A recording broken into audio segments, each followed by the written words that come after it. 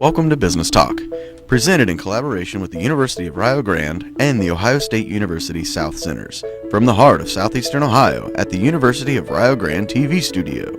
Our goals are simple: promote the University of Rio Grande and the Ohio State University South Centers, as well as advocate local small business and their support organizations. More importantly, promote southeastern Ohio as a wonderful place to live, explore, and learn. There are many different ways you can find us.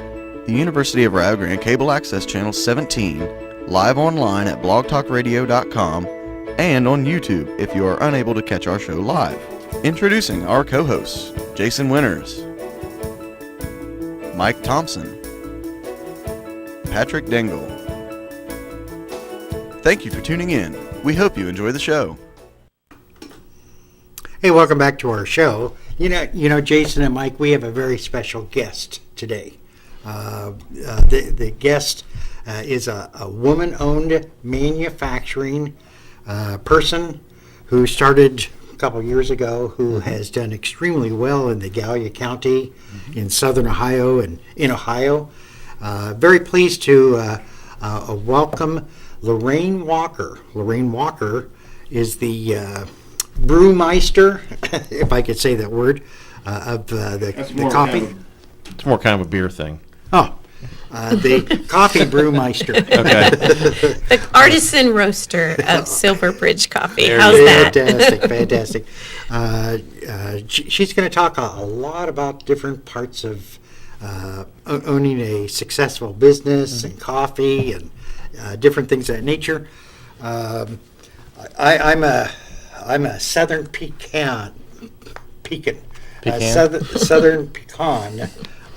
Individual that just loves. Why don't you just say you're nuts, Pat? I'm You're nuts. Loraine, this is not your first time on our show. It is the first time in our new studio. Yes. So welcome back. Why Thank don't you you. tell some of our listeners, because I'm sure there's a lot of listeners out there that were not here when we had our first show, because that's been, what, 2-3 years ago? Probably. Tell us a little bit about yourself and Silverbridge Coffee. Well, we started Silverbridge Coffee in 2008. So it's actually, we're coming up on 5 years. And we started as home roasters. A few years earlier than that, we were roasting coffee in our kitchen as a hobby. We thought it was fun, and my husband will tell you that I stole his hobby. But we took that idea and that love of fresh coffee and spent about a year doing a business plan, studying coffee. We thought we knew so much, and the more we learn, the more we realize how much knowledge is out there in the world of coffee, here in the United States and really all over the world. And so we started a small business in a room that was attached to our house. We had it USDA approved, and we started roasting coffee there. And 2 years after that, we were able to move into our own facility in the Dan Evans Industrial Park here in Gallipolis with a loading dock. And we now employ if you include myself, 4 people full-time, and we have 6 to 8 people that we employ part-time up in the Columbus area. So it really has grown, and we've had a lot of great local support and really a lot of support in all of southeastern Ohio. And now I can tell you that our coffee goes all over the United States and sometimes to the Philippines and to other places in the world too. So it's been exciting to see how our idea and our love of coffee has really turned into a successful business and also something that employs people in an area of the country where jobs are sometimes hard to find. And we like to say that we have the best smelling job in Gallia County. I would agree with that. Yeah. Yes. As a matter of fact, when sometimes when we come up to the offices here at the University of Rio Grande, you can tell who's in by who's brewing coffee. Right. And it's your Yeah. coffee. You recently had an opportunity to go down to Peru. Right. And tell us about that. Really, I went to Peru with the Roasters Guild of America. They're an arm of the Specialty Coffee Association of America. And I have been, over the last several years, working on classwork to get certification through them. I've now completed the Level 1 certification process, and I'm just about 4 classes away from Level 2 certification. And one of the things required is to travel to a country of origin. So I was able to go down to Peru in September and arrived in Lima, and from there went into the northern area of Peru, up near the Amazon River, and that area of the country, and visit coffee farms and see the processing of the coffee, there in the country. And I had a lot of people tell me that until you had traveled to Origin, you really weren't invested in what you were doing, or you didn't have that understanding. And I'm telling you, it really was a life-changing trip. Partly a lot of people will joke around and say, "Did you see Juan Valdez's donkey?" that was on my See? mind. You were going to ask, But I weren't know you? that's Colombia, right? Colombia is the one who did. But you know what? People don't appreciate the primitive lifestyle of the people that are producing and this coffee, and how hard they work to bring that product to you. We traveled, on paved roads for a lot of the way, and we were in vans that were, taxi type vans with 2 or 3 of us in there. But there were a lot of people riding on motorcycles. There were people riding on donkeys. There were people walking in front of and behind donkeys. And when these people pick the coffee, it's grown at a very high altitude. It's not easy work. None of it is machine picked. It's all picked by hand. And then after it's picked, it has to be processed, and then it has to be put in bags. It has to be brought down these rather treacherous roads, down to a place where their product is sold. And it's just a huge process that people go through to get us that morning cup of coffee. And it does give you a huge appreciation for what people have done to help us get that morning cup of caffeine. And I think there's a lack of appreciation. As a roaster, it gave me an appreciation for the people behind the coffee, and that when I go to roast the coffee, that I should, and I don't want to sound hokey, but that I should treat it respectfully, because people have worked really hard to grow that product and to get it to us. And then that we should, kind of understand the process and understand what went through it. And it was wonderful. They were loving, wonderful people.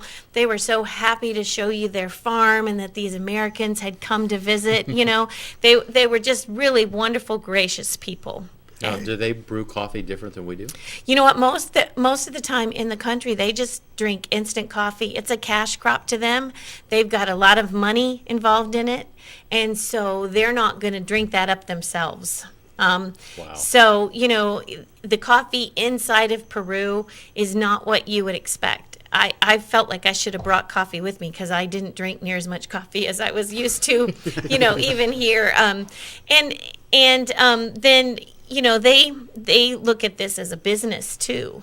But their livelihood depends, on those plants. And one of the things that was really sad is in these South American countries, they have been hit with roya, they call it. It's a rust that forms on the leaves of the coffee plants. It's really a fungus that forms on the backside of the leaves, and because a lot of the coffee is shade grown, that fungus can just grow quickly, and what it does is it just eats up the plant. The leaves all die, the cherries dry up, and a lot of these people, that's how they feed their families. That's how they make it through the winter. And we were in areas, without running water, without electricity. You just don't think that there are people in this world that live that way anymore, but there are. We live like kings and queens in the United States. Right, Yep. right. And it just gave me a great appreciation for the people that produce our coffee. Did you see many llamas? I did not see many llamas, no. Mm-mm. We have a llama family farm in southern Ohio. Yeah. I've got one just around the corner from me. Right. I've got about a dozen of them, so that's not uncommon around here. Right. I just may not have been in the right places. They often, we were in the places, we were actually hosted by the Peruvian government, because Peru is the portrait country of the Specialty Coffee Association's yearly gathering this year. So they were hosting us, and then we're hosting them at that event. And so they took us to very definite places of where in the country they wanted us to see. And it was a great trip, because we saw little tiny farms, but then we saw some of the great big commercial operations too, and saw coffee going out in 1-ton bags over to Europe and to Kraft Foods, and we saw that whole process in addition to the specialty side of it and the little tiny farms. So it was a great trip. Very good. And the just out of curiosity, the beans that they pick, they are green, right? No, the coffee is a seed of a ripe coffee cherry. They grow on trees as red cherries, and they're just like any other berry where they don't all ripen at the same time. That's why they have to be hand-picked. And so they pick them as cherries. And then from the cherries, they process them through a hand mill where they just sit and turn a crank, and Like the skin, rind? Yeah. the skin of the cherry goes out one side, and then the middle, the mucilage with the, just like you would a cherry that you ate here that has a pit in it, goes into a big tub, usually a ceramic lined tub, and they allow that to process, usually like, for lack of a better word, kind of ferment for like 24 hours, and then they wash it, and then the slimy part will come off. And the coffee bean itself is in what we call a parchment. It's another layer that's on there before it reaches me, that's laid out in the sun then to dry on a screen, either that's raised off the ground, or if it's on the ground, it's raked. And it needs to be at about 12% moisture before it's allowed to go to market. So when they bring their coffee down to sell it, they're in these black bags.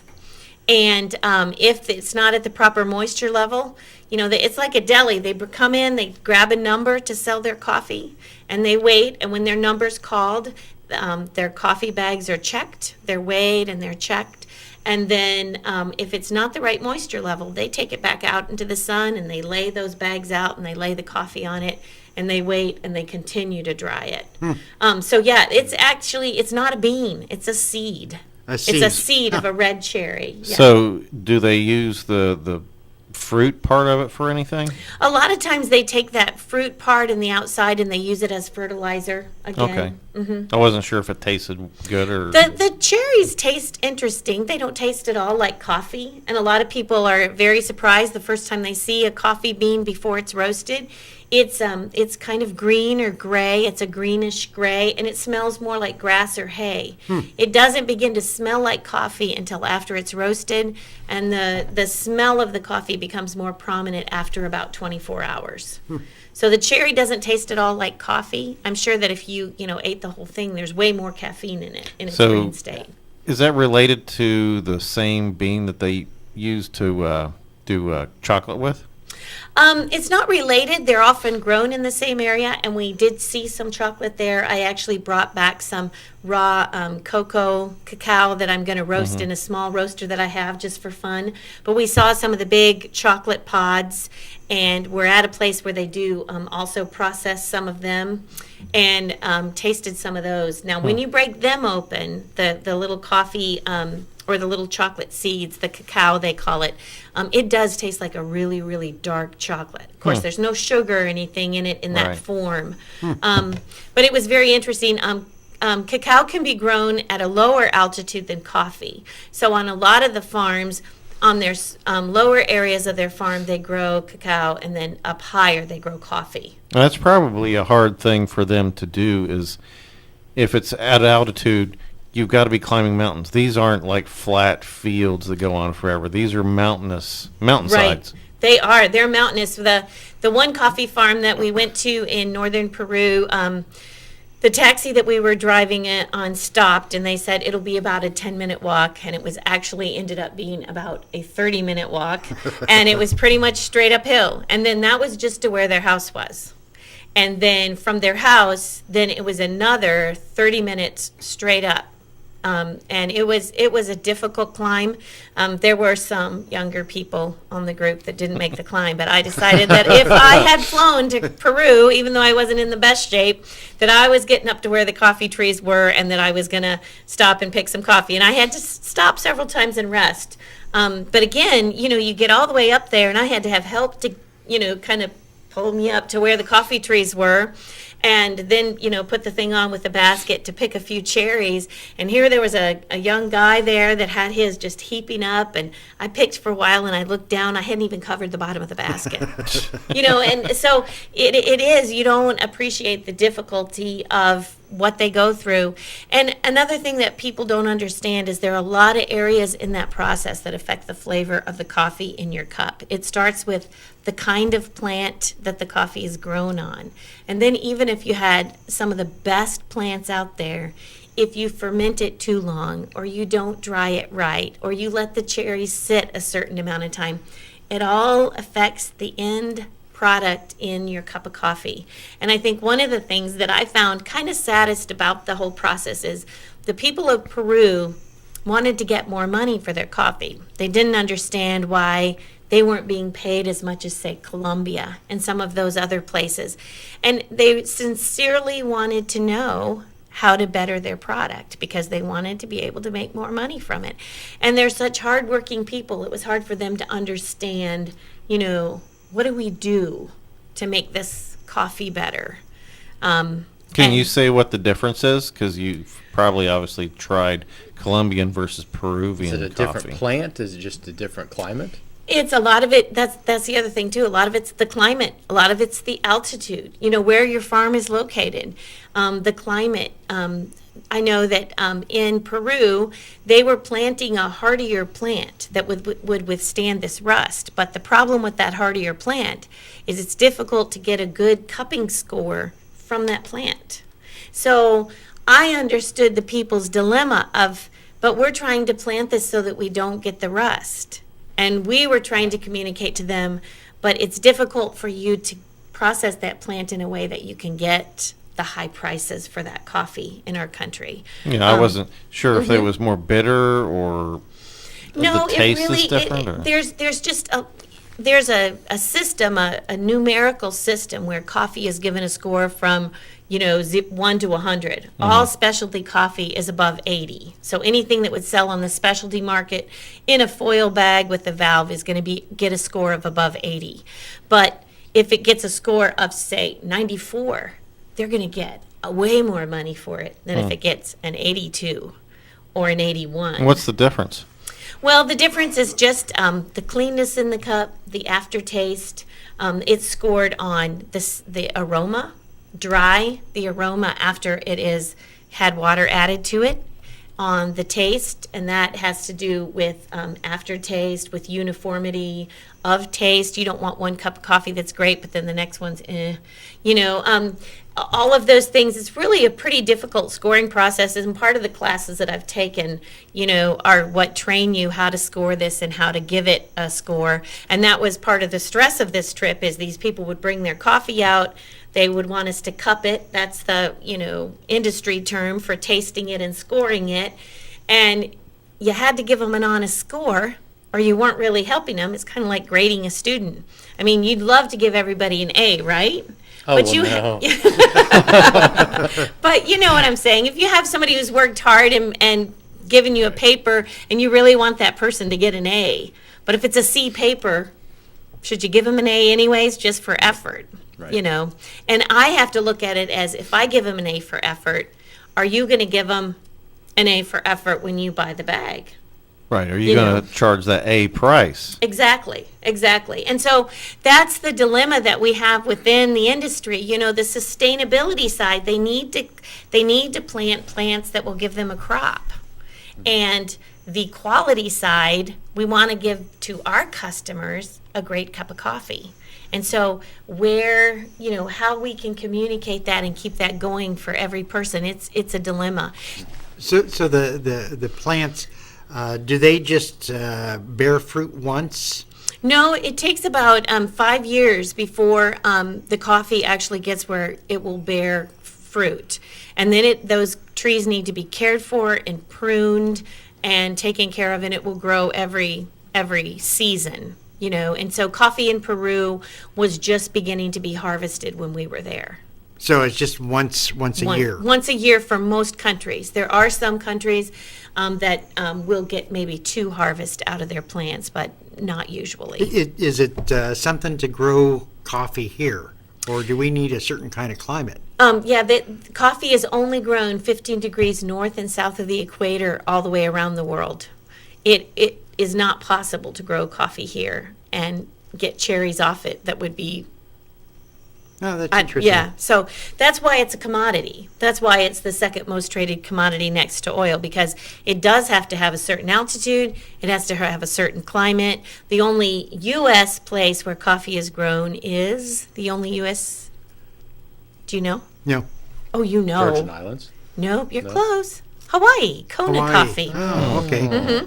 And part of the reason why Kona coffee is so expensive is because you have all the government regulations in this country where the workers have to be paid minimum wage and all of those things. my. So it's not just the quality of Kona that makes it expensive. It's the fact that it is grown in the U.S. Now, Puerto Rico grows some coffee, but it's not a state, it's a U.S. territory. And their coffee is still more expensive than anything out of South America, but it's difficult to get consumers to pay more for Peruvian or for, Puerto Rican coffee. Now, is there a coffee that is like, Cuban cigars? There's something different about it. There's several different coffees like that. There are what they call auction winners. There are coffees that are given these really high scores, and then they're auctioned off in lots, and people will pay. I know I've tasted a coffee that sells for $100 a pound green. So by the time you take the roasting loss and put it into a bag, you can imagine what it would cost. And one of the people on the trip with me, he would get in some of these really expensive coffees. He charges in his cafe $14 a cup. Wow. And you've tasted this $14. $14 cup of coffee? I didn't taste his $14 cup, but in my journey in coffee, I have tasted this $100 a cup coffee. And I don't know, not $100 a cup, $100 a pound. Right. But, I told him, I said, I think it would be difficult to find a place in Ohio where people would buy a $14 cup of coffee. So did you notice a difference? I did. Or is it just very slight? It's a slight difference, And again, this would have to be something that was worth it to you. Now, the movie The Bucket List made Kopi Luwak, is that pronounced right? Very popular. Right. And it was, how it was produced. It's a coffee where the cherries are eaten by like a little weasel type animal. Little cat type of thing. Yeah, little cat. And then after they eat the cherries, it goes through their system, and the actual hard coffee beans are harvested out of their waste. Yeah. And then that coffee is then roasted, and people drink it. Yeah. And they do doesn't that like now them with very well. birds, out of the bird feces, So too. is that a high score? I don't know that they get that really high score, but it's a high price. I mean, imagine even people in those countries have to be paid more to go find that coffee. And I know this is going to this made me laugh. It just shows the human spirit of entrepreneurship. Some of the people in these countries got smart, and they thought rather than go through the woods and just find these coffee beans through the woods, let's cage some of these animals. Absolutely. Yeah. Let's Raise feed them the cherries, and it's all right here. Well, then people were upset. Oh, should we buy coffee from animals that have been caged and made to produce this? This is the farmer coming out of me. It sounds like there's a meat market there somewhere. Yeah, somewhere but anyway, yeah. So I do hear about that kind of coffee on a regular basis, but again, I don't see a market for that. You hear about it in what context? Can I get it, or do you serve it and I won't buy it? No, I hear about it in have you heard of, or would you buy, or would you sell that? And one of the things in Peru that we really, that I really enjoyed is we carry some of the Cafe Femenino coffees. And Cafe Femenino is a program where, above and beyond fair trade, these coffee farms have to be owned by women in the country of origin. Their name has to be on the deed to the farm, which in these cultures is a big deal because it's a very, as they would say, machismo society. Men are in charge. And so the women's name have to be on the deed to the farm. And we met some of these women that produce our Peru coffee. And I was able to take my iPhone out and show them pictures of their coffee in our Kroger store in Athens and show them that we got their coffee here in the United States and we roasted. And it was so nice. We came and there was probably 20 of the women. A couple of them had brought their babies with them. They served us cake and some of their coffee. And I thought, it's just like women. If they're going to get you there, they're going to feed you, Well, speaking about that, you also moved into a new kind of brand. Well, yeah, and this I don't understand. I'm the kind of guy that I get up in the morning, I fix a pot of coffee, and it's for me. I don't share Right. it. And It's it's my not a pot of small coffee. pot. I don't get the single shots. I What's know, up with the I know. market? Well, there are a lot of people who own these single-serve brewing machines, and it's The usually Keurig? they're called a Keurig, but they're also now made by Cuisinart, by Breville, by Mr. Coffee. It's kind of become across the board. Other companies have gotten into the brewing side of it, but the one that's most popular is the Keurigs and the K-Cups. That's what most people refer to them, kind of like you do a Band-Aid and that's Right. the one that Kleenex. everybody knows of. Right. So we hear a lot, I do like to listen to my customers, and I get the opportunity to be across farmers market tables and talk to them a lot. And over I'm hearing, do you have anything for the Keurig? Do you have any of those K-Cups? I have a Keurig now. A lot of times it's because they didn't want to waste coffee down the sink. Only one person drink it. I'm like you. What is this too much coffee of which you speak? If it's in the pot, I keep drinking it. I don't get that. It's more like, who drank the rest of it? Now I'm going to have to drink the whole next pot too. But there's a lot of, this is a huge market across our country, and it's also being used a lot in doctors' offices and in many office type settings where they don't want to just leave a pot on the burner. I think everybody's become aware that tastes awful because the I would heat agree. breaks down. So they're trying to find a way to give coffee to their customers without leaving it sit. So we got into the market of producing these single serve coffee pods that will work in your Keurig. Some of the patents expired at the end of last year, and a company was bringing some machines into this country that would allow us to produce these ourselves. So we're not having someone else do it and licensing it under our name. We are putting our fresh roasted coffee directly into these pods in a fresh state and sealing them up. And so we feel like we can stand behind the quality of the coffee. But that has to be very labor intensive. It is labor intensive, but and because of that, we have to charge a little bit more for it. I know sometimes it's about 20 cents more per cup than what Starbucks charges for their K-Cup singles that they do, licensed through another company. But we've never really been the cheapest coffee. We've always just been a better quality. And so we put 20% more coffee in each one of these pods. It's fresh coffee. It's high quality going in. And so we know that you can hit the 10-ounce setting on your Keurig machine and still get a strong cup of coffee that tastes great. Well, you also do something that's rather unique and interesting. When you serve or service like Kroger's in Columbus or some of the other locations, you have sort of a 90-day policy? Right. We date the back of our bags for when our product is roasted instead of an expiration date. And then we don't leave it in the stores more than 90 days. If it's in more than 90 days, we trade it out with fresh product.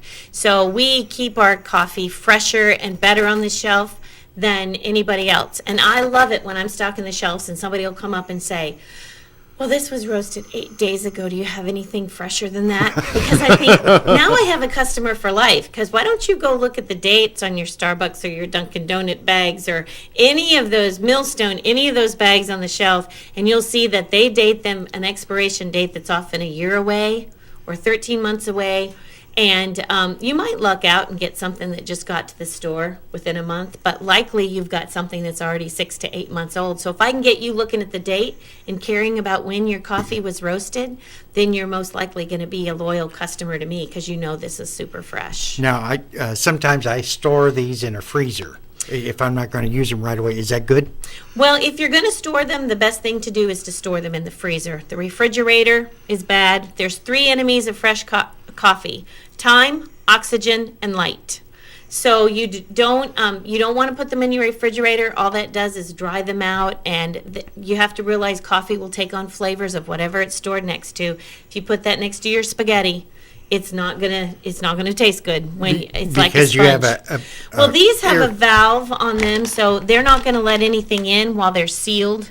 But if you're not careful about, keeping that top rolled down and keeping it fresh in here, it will take on other flavors.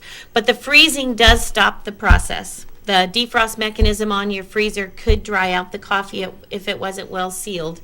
And certainly if you're going to get the $100 a pound, drink it right away. How about some words of wisdom from a successful woman-owned business person? Well, I think it's all about finding something that you love to do, but then being willing to work hard to make that come to a reality. Starting a business is not like building a field of dreams where if you build it, they will come. You're going to have to be willing to build it and then go out there and sell it too. Absolutely. Because if you just have a passion and a great idea, that's step one. But if you can't follow it through with a lot of hard work and sharing that with other people and being willing to go the extra mile, your passion isn't going to be the only thing that will make you successful. That's very, very I'm true. going to guess you don't work just 40 hours a week. I can't remember when I last worked 40 hours a week. Maybe on vacation. I reminds me of the time you had mentioned you were able to go home one Friday afternoon about 2 o'clock or 3 o'clock, and your children said, "Mom, what's wrong?" Exactly. Yep, that's what it is. Or if I would sleep in on a Saturday, it's like a holiday for us because we get up every Saturday at about 3 in the morning. 3:30 is my daughter says we get up when most of her friends are going to bed. You would do very well in the military. I probably would. Loraine, again, we're talking with Loraine Walker, Silverbridge Coffee Company. It's interesting, if you don't know what her website is, just put in Silverbridge Coffee Company, and it will come up, and it will even say the word Gallipolis. Right, and you can also find us on Facebook. We give away a free bag of coffee every Wednesday. I know. Just I haven't for won that fun. yet. Yep. Yeah, it's sort of a game contest, Yep, correct? just every Wednesday. If you like the post, we just pick one name out of a hat to give away a free bag of coffee too. It's fun. People look for it. And we try to have a fun, interesting, interactive Facebook page all through the week. Well, thank you very much for being on our business talk. You make Gallipolis smell and drink well. Thank you very much. I'm Patrick. I'm Jason. And I'm Loraine. I'm Mike. Thanks for watching Coffee Talk. Have a nice afternoon.